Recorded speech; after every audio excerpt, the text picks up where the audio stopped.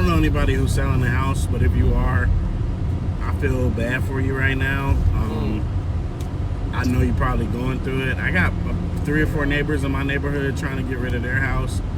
Not going well, right? There's 3 open houses in my neighborhood today, and there is nobody in the driveway for any of them. I went down the block a little further. Now, for reference, I live in a very nice side of the town in Atlanta, okay? Yeah. So houses for sale here, usually it's an hourly situation. It's not a daily situation. Right now, I have 2 houses in my neighborhood on my block listed for probably decent numbers, but they've been sitting there for a good 2 months. This is the 3rd or 4th open house. It's getting crazy. See, guys, this is what I'm talking about. When I say you need to do research on your neighborhood, this is what I'm talking about. When I say make sure that you sit on the sidelines with a purpose, this is what I'm talking about. You should be like this guy. I just saw 2 people go into the house next door, and yeah, it's been sitting on the market for a couple of months. Yeah, I'm interested. But listen, guys, listen. You heard what the gentleman said. He said it must be tough out here. You have no idea how bad it gets. And the truth is, it is. It's getting tougher and tougher for the sellers. But I have some bad news for you guys. The bad news is starter homes are now $1 million. Huh? Let me say this again.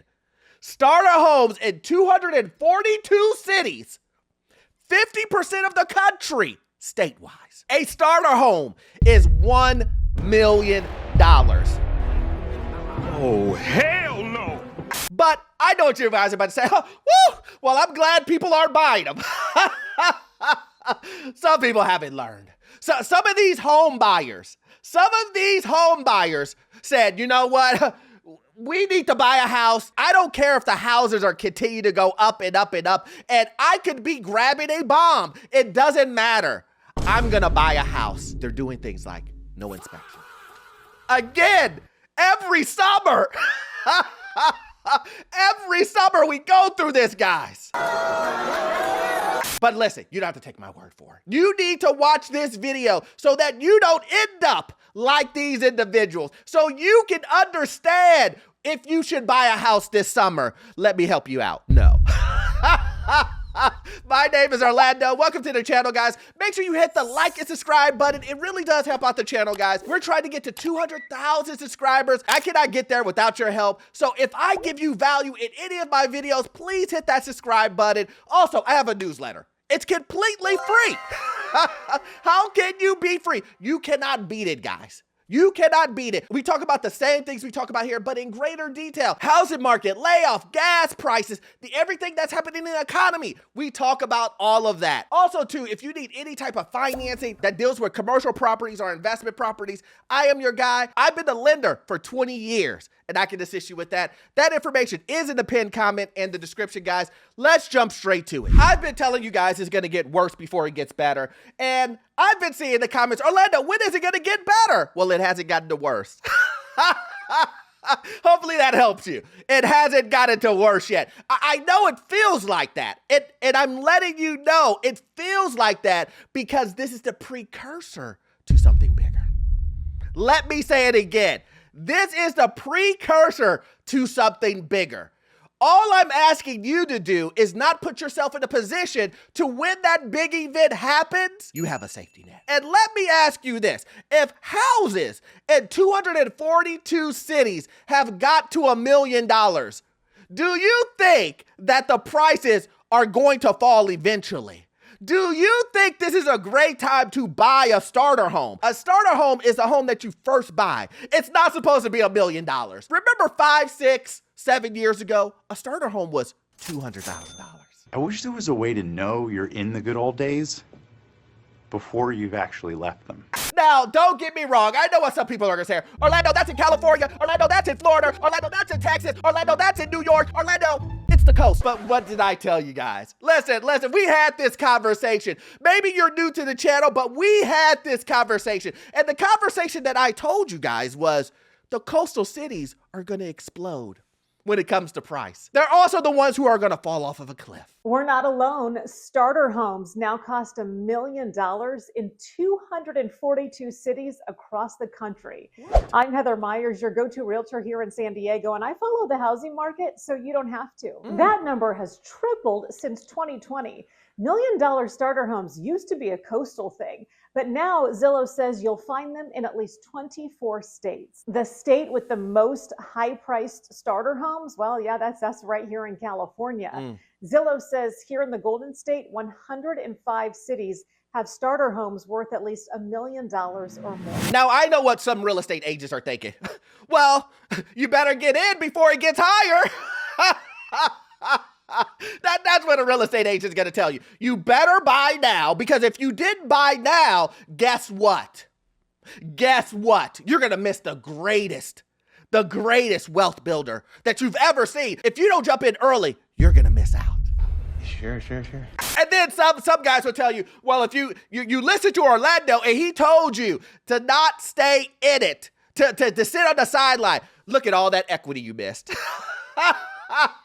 Look at all the equity you missed. But what they failed to tell you is you probably would have fell off the ship with high taxes, high interest rate. Because you do know the $1 million that they're talking about. It does not include the real estate taxes. It does not include the insurance. Oh, that's right. You want to fix the property up. You want to make it personally yours. Oh, guess what? That's another $60,000, $70,000. You can buy the house. You can get in with the financing, but you're going to get destroyed by the maintenance. And while these guys are trying to tell you, you could have made it, you could have made it, you could have made it, you would have been financially destroyed because all the prices go up. And when prices go up, guys, no matter if it's in the house or not, what do you think happens to the maintenance? If your house is worth $1 million, what do you think the maintenance is going to be on that $1 million home? Oh, no. But listen, you don't need to hear it from me. You want to hear from people who are trying to buy houses now. What are they seeing in the market? These are individuals currently, right now, not last year. We're talking about this month, a couple of days ago. What are they seeing? We've been trying to buy a house for the last 3 months, and when I tell you the housing market is so delusional right now, I'm not even kidding.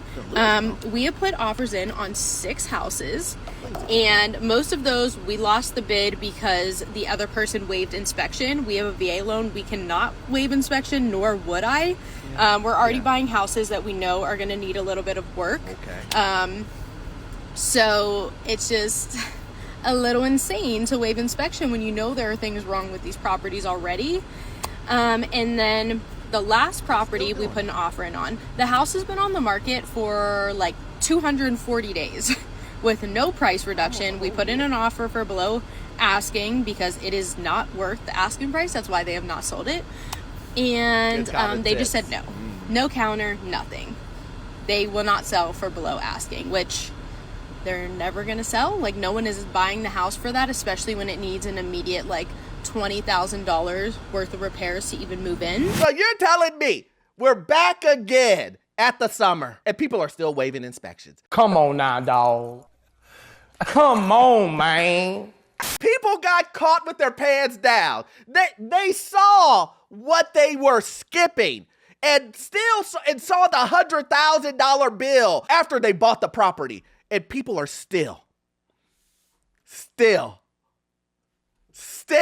doing no inspection. This is literally crazy. Are you people insane? So, you know, I listen, and I appreciate this young lady telling us, listen, it's just getting ridiculous. It's the end of the story, right? At the end of the story, right? Oh, man, I wish it was, guys. I really do wish it was the end of the story. But let me explain this to you guys. When someone says to you, the house has been on the market for 240 days, almost a whole year, and they didn't do any price drops. They don't want to even drop down the price, not one red cent. They don't want to drop down the price at all. And guess what? It needs fixing. And it's overpriced. You would think that would be the end of the story. Matter of fact, let me help you out. If the other people are doing no inspections and you lost that, that's a blessing in disguise. I just want to explain this to my viewers. You don't want to be like this individual. And I know you're like, I don't understand, Orlando. What are you talking about? What do you mean don't be like this individual? Let's watch. And then we put an offer in on our last house, and they just, it's overpriced. It needs a lot of work, probably like $10,000 worth of work before even moving in. And they do not want to pay closing costs, which I get. You want to make your profit, but the house is just not worth what you guys want for it. And then to pay closing costs out of pocket, and then to also pay for the $10,000 of work up front is literally insane. So if you know any good legal ways to earn like $7,000 in the next week without taking my clothes off, let me know. What? You just said that everything was bad, that they're overcharging you. You said that the place needs work. You said that this probably isn't the deal for you. So why are you trying to figure out a way to come up with the overpayment to give to them? And you said the most ridiculous way of trying to, I need to figure out a way that doesn't mean taking my, what? Why would that even? That's so dumb, it makes me mad. Listen, guys, they're never going to beat the allegations. Come on now. You just heard what this lady said. Do you want to be like this? No, thank you, though. This is the reason why sellers are continuing, not dropping their price, because they see individuals like this and they're like, well, Jan, we're about to kill. We're about to kill him. Tell them to bring me my money. Now, I know what a lot of people are saying. Orlando, you cherry picked this video. You went out there and you went through thousands and thousands and thousands of videos to find this one video. Orlando, you're out here just stirring the pot. It really isn't like this. Oh man, look, I didn't have to go far to find that clip at all. Matter of fact, it was one of the first clips that came up. and let me help you out. If you don't believe that people are out here knowing that the houses are overpriced, that the houses need to be fixed, that the houses are not worth what they say they're worth, and then people still think to themselves, I know all this information, but it's super hard to make a decision. Do I want to go into bankruptcy or do I want a home? Bankruptcy or home? Which one do you want? I get it. You don't believe it. Let's go ahead and watch another one. Let's go ahead. I feel like a lot of young families are probably dealing with the same type of situation my husband and I are in right now, where it's, do you stay in your townhome or stay in your small house that you bought in 2020 with a low interest rate and a decent mortgage, or do you move into a bigger house, different neighborhood, but then have a big house, higher mortgage, higher interest rate?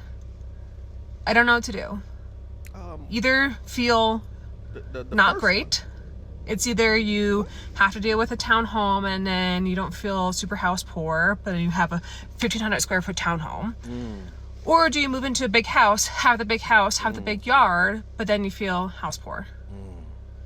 I don't know. I need more money. I need a lottery. I just don't know what to do. It's such a hard decision to make, and I don't know what the right decision is right now. It's right in front of you. What would I want the big home, but I just don't want to pay for the mortgage. Listen, guys. I just need you guys just to listen to me just for this little small period of time. I mean, I want you to watch, but you really need to listen to what I'm about to say here. When people are telling you the choices that they have to make a decision between these two choices, right? You will find out what choice they really want to make. You know how? Because they throw all the negative stuff onto the one that they don't want to do. Rule number 76, no excuses, play like a champion. You see how the lady said, which one do I choose? She said, do I buy the townhome? She said, we have a low interest rate, but the house is small, right? So we will be able to afford it. And then she said, or do I do XYZ, which is the other option? And she said it in plain English. She said, the choices are either not feel great or feel great. Do I feel good making this decision or do I feel bad making this decision? And let me explain this very, very, very clearly. That's emotional. She's saying it. She's saying, how would this make me feel? But here's the real answer. And this goes for anyone. Math. What does the math say? Because the math is going to determine, that's what we care about, right? Remember, the point of me and you even having a conversation is because I'm trying to help you with your finances. This might be crazy and people may not understand this, but finances includes math. Matter of fact, that's what you mainly do to figure out your finances. So if I'm saying to you, maybe you should look at your finances and see, buying this new house equals negative cash flow in our household. That means you can't afford it. Buying this house means we hit one bump and we have to file for foreclosure. Or the other option is, wow, when I add up everything, wow, I have money left over. What do we call that, guys? What do we call that? That's called a budget. And look at this. If she would have budgeted, she would have the answer to her question rather than coming onto social media and asking people who are going to agree with you because they don't know how to do math either. But listen. At the end of the day, people can do what they want to do. I'm just explaining to you, my viewers, that may be on the biggest purchase of your life.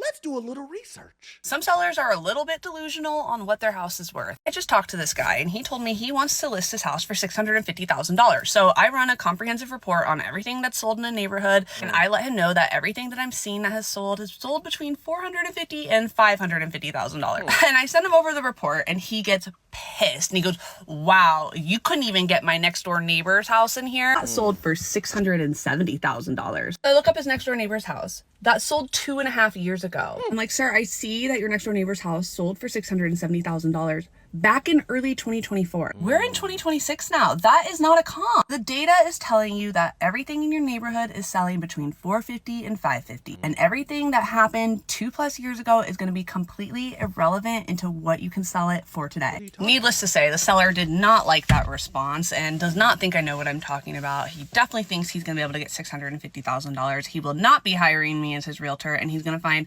someone else that he can convince that he can list it for that high. So you're telling me that the way that this market is supposed to work is that if multiple people, multiple groups, the data is showing that individuals are not buying the houses and inventory keeps going up and up and up. You're telling me prices are supposed to drop? Man, who would have ever... That's what's supposed to happen? So you're telling me that people are overpaying. Listen, I can't make it up. Listen, I cannot make this up. You saw the guy at the very beginning. You saw this real estate lady. You see all of these things happening in front of you. You see things, you see gas is going up. You see going to the grocery store, it's getting more expensive. You start to see utilities are going up. You start to see foreclosures are getting bigger. You're starting to see And people are still saying, roll the dice. Come on, man! But let me be honest with you guys. I'm a lender myself. And let me explain this to you. This is my personal experience. One of the biggest things that we're seeing, that I'm seeing in my industry, is values drop. I don't know how many appraisals I've done this year, and the person said the value is this. And then when we get back the value, it's $100,000 to $200,000 less. And I understand that people don't realize that because you're not in the industry. But let me show you what other people in the industry are saying about values. This week, I had not one, but 2 appraisals come back low. One came in $11,000 below contract price, while the other one came in $20,000. And here's the thing.